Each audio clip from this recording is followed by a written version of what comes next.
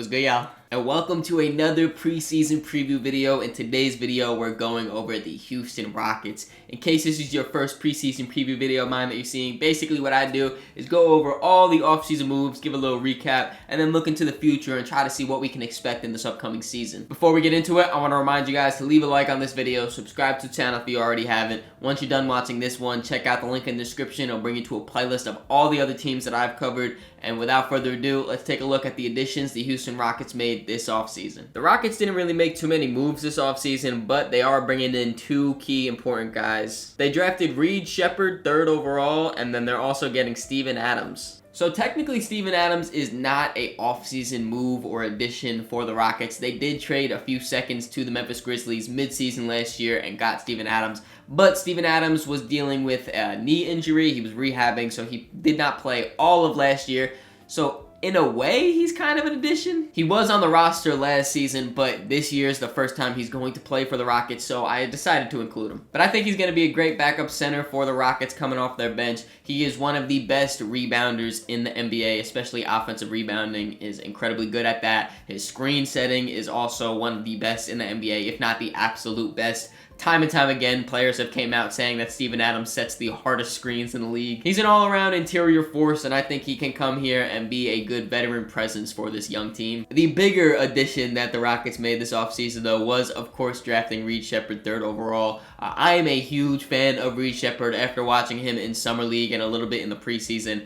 I think that he is legit. He is a absolutely fantastic offensive player, a little bit undersized for the shooting guard, but his size does not deter him from getting buckets. He is a true 3-level scorer, great off the catch, can play with the ball in his hands as well. And even though he is a little bit undersized at 6'2", he still is a very solid defender and is really good at forcing turnovers, whether that's pokeaways or getting in the passing lanes, forcing the turnovers that way. I really think he's going to be a perfect fit here in Houston. When he has the ball in his hands, even though he is a great shooter, it doesn't stick. He's really good at keeping the ball movement going. And all around, like I said, I think he's a perfect fit here. Now that we went over the guys Houston brought in, let's take a look at the guys they lost. Reggie Bullock played 44 games for Houston last year and did a pretty solid job spacing the floor for them. The Rockets decided to let him walk in free agency, and he currently is still sitting in free agency. So usually in these videos, I say you can't bring in people without giving some up. And when you look at this, the Rockets didn't really bring in anyone, so they really didn't have to give up anyone. No disrespect to Reggie Bullock. He wasn't really a key piece to the Rockets last year, and I definitely don't think they will be missing him this season. Like I said, though, they didn't really make many moves. They pretty much kept everyone on the roster. A lot of these guys were already under contract going into this season, so they really didn't have to do much. And now that we have an idea of who came and who went, let's take a look at a potential rotation we could be seeing from the Rockets. The starting lineup is the same as it was last year, having Fred VanVleet, Jalen Green, Dillon Brooks, Jabari Smith Jr., and Alperen Sengun. There are some new faces coming off the bench, though. We have Amen Thompson, rookie Reed Sheppard, Cam Whitmore, Tari Eason, and Steven Adams. I have to say, the Rockets did damn near the perfect rebuild. We're only entering year 5 since James Harden has left, and this team is already amazing. On paper, this roster looks incredibly good. You have your main guy, Alperen Sengun, that you run through. He's your offensive hub. Great interior force, whether that's scoring for himself in the post with his nifty moves and great pivots and touch, or playmaking for others, playmaking out the post, making those reads. He's incredibly good at that, one of the best passing big men in the league. Then you have your perimeter threats of Jalen Green and Fred VanVleet. Both of these guys are really a threat to go off at any moment. Jalen is definitely the score first type of guy. He will get to the rim, get to his shots, pull up in your face like that. Fred VanVleet, he will also pull up in your face, incredible three-point shooter, but he also has that playmaking aspect about him, so it's not just Sengun. You have a little bit of point guard play in there as well. Then you have another veteran like Dillon Brooks holding down the defense on the perimeter, one of the top perimeter defenders in the NBA. Stretches the floor a little bit too with his three-point shooting. And then you have the young guy, Jabari Smith Jr., rounding out the starting 5 at the power forward position. Incredible length, a really rangy defender, can guard multiple positions, great rebounder. His offense has been taking steps each year he's been in the league. But it's not just the great starting 5 that they have, because they have loads of depth coming off their bench.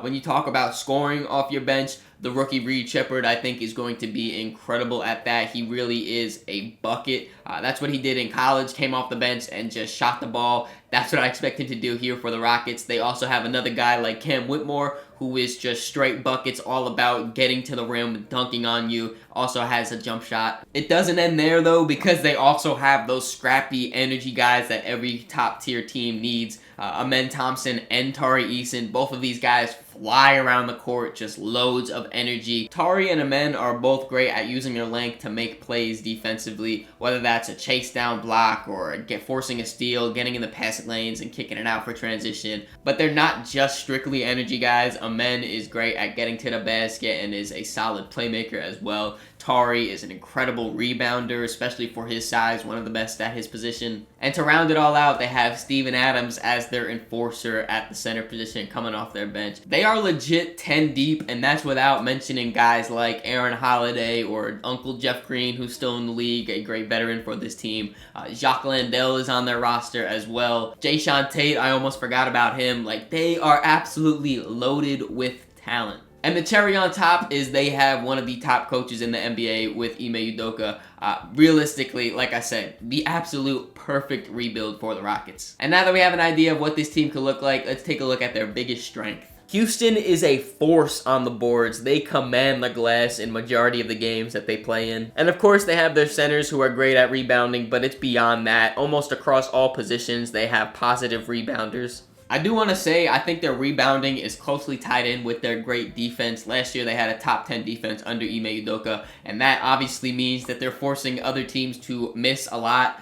They're great at defending threes, and they're great at closing out these possessions by grabbing in the rebound. It doesn't count as a stop if you just keep letting up offensive rebounds. Rebounding is one of the most underrated parts of defense, and this team takes care of the glass. When you're starting almost two 7-footers with Alperen Sengun and Jabari Smith Jr. both being 6'11", I would imagine that you have a pretty commanding force on the rebounds. It's not just their size, though. Even though Jabari is bigger than majority of power forwards across the league, these guys are just legitimately great at rebounding. Bari has those super long arms, lanky body. He just skies up above people. Sengun uses his solid body, his strength, to really box out guys and grab those rebounds like that. And then, like I said, off their bench this year, they're going to be having Steven Adams, who is one of the best rebounders in the NBA. He is definitely going to be helping them offensively by grabbing those boards and then defensively closing out those possessions. Like I said, one of the strongest men in the NBA. In order to be a good rebounding team, though, it's beyond just your bigs doing the work. You need your wings to get that as well. And like I mentioned before,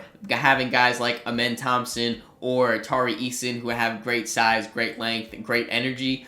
They fly around going for every single ball that they see, and you can see that in their rebounding numbers. They both have some of the best motors that I've seen in the NBA, and I watch Josh Hart night in and night out for my New York Knicks. These guys are very Josh Hart-esque, the way that the ball just seems to land in their hands and they just chase after it. And then the cherry on top, at their guards, they have a lot of athletes that can just run around and sky in for the rebounds, those long rebounds too. Jalen Green is a very good rebounder for his position, being the shooting guard, averaging over 5 rebounds per game. And then Cam Whitmore too, he's got the bunnies coming off the bench. He'll go down there and battle for some rebounds as well. And I feel like rebounding is one of the most underrated aspects to look at team building. The Rockets are one of the best in the league. They were last year, and this season, I'm sure they're still going to be in that top 5, maybe even top 1. Obviously, no team is perfect, though, so let's take a look at their biggest weakness. The Rockets are an extremely young team, and that means that they do not have a lot of experience as players. Almost all of their key contributors on their team have played less than 3 years in the NBA. So before I really talk about this topic, I will say I am nitpicking here. If you guys haven't seen the rest of my videos, I have to pick a weakness for every team. Some teams have more glaring weaknesses than others, and for the Rockets right now, I mean, on paper, they really don't have any glaring weaknesses. They have a bunch of solid shooters. You know, you have Fred VanVleet, who has a majority of your volume and your percentage. Reed Sheppard adds to that as well.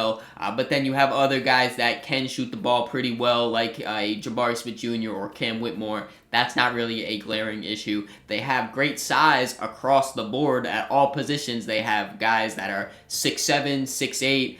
Some of their guards are 6'5", 6'6"-ish. Obviously, their bigs are solid, almost 7-footers. They have multiple guys that are great playmakers. They have multiple guys that are great defenders. Like I said, on paper, this team doesn't really have many flaws. So I would say that their biggest weakness is their experience or their lack of experience. When you add up those 7 guys I just put on the graphic right there, they played a combined 12 seasons in the NBA. Jeff Green, who's the vet in this locker room, he played 16 seasons by himself. Puts it in perspective right there. Steven Adams, the new guy they're bringing in, he played 10 seasons, just 2 less than that whole group of guys combined. And to be honest, I don't think it's going to be that big of a deal because I think that these guys that they have on their roster are really good NBA players already. Obviously, they still make their mistakes and they're still growing and stuff like that, but I don't think it's the end of the world, especially when you count the fact that they have other key contributors that are veterans on this roster. Guys like Fred VanVleet or Dylan Brooks, Steven Adams, all of these guys are good veteran players that have to contribute on the court as well and can settle things down and can give them advice on the court and call out defensive schemes and all of that stuff. I really don't think it's going to be too big of an issue. And then on top of that, they have other great voices in the locker room like a Jeff Green or like an Aaron Holiday. Ime Udoka as a head coach is great with these young guys so far. I really, like I said, again, I'm nitpicking here, but it's the biggest issue that I see. And now it is time for the fan segment, and here representing the Houston Rockets, I have one of the NBA Twitter GOATs, Jeff, aka Dedication Hoops. Thank you, man, for coming on. I appreciate it, man. I'm happy to be here. For sure. And let's just jump right into it. The Houston Rockets, I feel like they haven't made many moves this offseason, so I have a feeling we're going to have the same answer here. But what has been your personal favorite move they've done? I mean, yeah, we've only done like one real move. I mean, we had the AJ Griffin signing or the trade or whatever, but then that happened. So, yeah, we only have Reed. So, I mean, I love the draft pick. I wasn't too familiar with his game before he got drafted. I only watched like one game of his in college, but I loved everything that I saw from him in summer league. So, yeah, that's got to be my favorite. Yeah, he had a really productive summer league, and I'm kind of like you. I don't watch too much college basketball, so summer leagues where I get to see like a lot of the rookies and stuff. He surprised me a lot with his offensive abilities, just being able to play with the ball and create his own shot. His 3-point shooting is absolutely incredible. I feel like that's where he can make a big impact in his first season with the Rockets. And then even defensively, even though he's kind of undersized as a shooting guard, he's able to really be disruptive and force turnovers and stuff. And I feel like he's kind of the perfect fit for what you guys need right now on the team. Yeah, no, totally. I was just watching some tape of his, and like his hands are really good. He had multiple plays where he was just like stripping ball handlers as they went up for layups. His instincts are really good, for catching them slacking, just to get easy steals. I really like just everything about his game, honestly. I feel like he can play on the ball, off the ball. He can be a 3-level scorer. Has a nice little floater, which I really enjoy. So yeah, and even like the 2-man game with him and Şengün, I think that can be really good to start him off. Yeah, for sure. I'm really excited to see his rookie season and see how he meshes with the rest of the young guys. I know there was a lot of talk about this being a weak draft class, and that kind of intrigues me a little bit more and makes me root for some of these guys to kind of prove everyone wrong. And I feel like Reed is one of those guys that could prove some of these people wrong. Moving on to this next question, though, who do you think is the most underrated on the Rockets right now? That's a good question. I mean, I feel like we're in a weird position where we don't really have a superstar. We just have like a lot of like really good role players and like young players. My answer would probably be Tari Eason. I feel like people kind of forgot about him since he wasn't there last season. And I mean, I just love his game, whether it's as a role player or, eventually a starter. I feel like, especially now that we're competing, he can be huge for us in terms of just getting extra possessions, whether it's like steals or offensive rebounds. Just adding to the good defense. I mean, we were like a top 7, top 8 defense without him for most of the season. And then even his 3-ball, I feel like from what we saw last season, it looked like it was getting better. So, I mean, I feel like he can, slide in and be very good for us and make us better on both sides of the floor. So that would be my answer for sure. Yeah, I like his versatility and what he brings. He can run some small forward, some power forward even as well.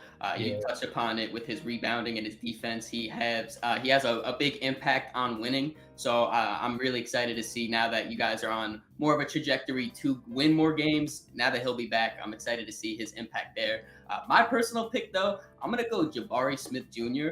Um, I when with media day coming out, there was all those pictures, and I saw that picture of like the core seven of the Houston Yeah. Rockets, and it's kind of funny just saying core seven because that's a really big core. That kind of got some fans like trying to narrow it down to like the most important young players. And obviously, there was a bunch of Shenguns, there was a bunch of Amen Thompson or Jalen Green, Reed Shepard was in there too. But almost no fans were saying Jabari Smith, and I feel like he should still be like towards the top of that totem pole when you talk about your young talent, even though you guys have so much of it. His sophomore season made a big jump scoring the ball efficiency wise, whether that's at the rim, his post game in the mid range, his 3-point shot was much improved this year. But even beyond that, where I think he makes most of his impact is with his rebounding, being 6'11, he's way bigger than a lot of power forwards, and you could see that on the boards. And then his defense too, he's able to guard some of those bigger wings or switch onto some centers. We saw when Shengun went down, he even played a lot of center and did a really good job at that. So I was just really surprised that a lot of the fans weren't, considering him one of the most important young players. He's only going into year 3 now, and I feel like he's definitely going to be one of those top players when you guys are at that contending level. Yeah, no, and his 3-point shooting can be pretty huge for us as well. I mean, if he can take another jump with that, that'd be huge. Like you said, his rebounding was really good. If I recall correctly, he had like multiple games with like 15 plus rebounds, so that was pretty huge. And even like you said, his switchable defense, I feel like that can be pretty huge for us as well. So I like that answer as well.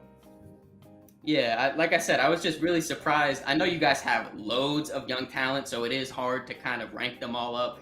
Yeah. But still, I feel like he should be towards the top of that. But real quick before we finish this up, the Rockets, like we've been saying, are super young team. The Western Conference is a super deep conference right now.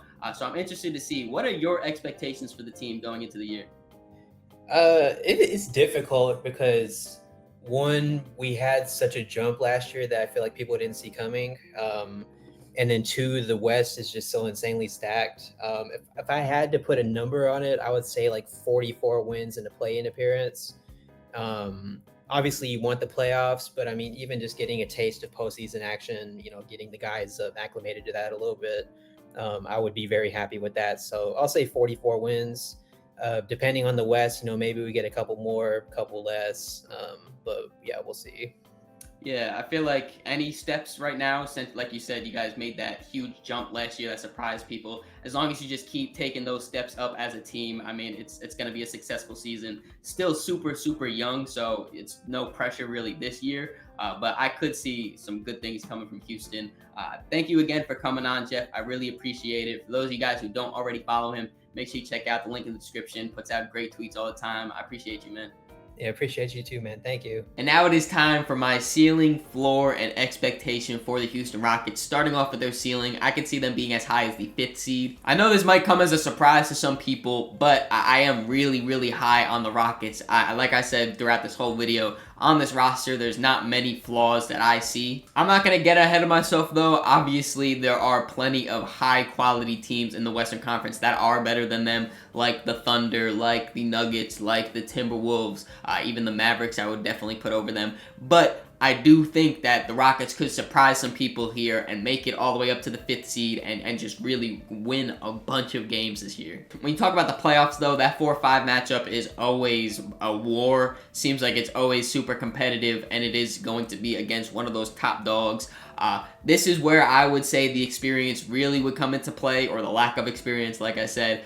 The playoffs, a lot of these young guys, it would be their first time in the playoffs, so I could definitely see them struggling a little bit. I don't think the Rockets can win a playoff series. I think that's a little bit ahead of themselves, but I do expect pretty good things at their ceiling. I think they could be the 5th seed, but a first-round exit. For their floor, I can see them being as low as the 10th seed. I do know there are a lot of people out there that think the Rockets could be one of these teams in the Western Conference that are left out of the play-in tournament. Not me, though. I think that they definitely should at least make the play-in tournament at the 10th seed. When you talk about winning the play-in tournament and making the playoffs through it at the 10th seed, that means they would have to win 2 games. And again, that's where I could see the experience kind of build up a little bit, and they can kind of crumble under that high-intensity basketball. So at their floor, I could see them losing the play-in tournament and being a lottery team. My expectations for the Rockets is in that play-in tournament, but a few seeds up. I'm contemplating giving them either the 8th or the 9th seed. I'm not entirely sure,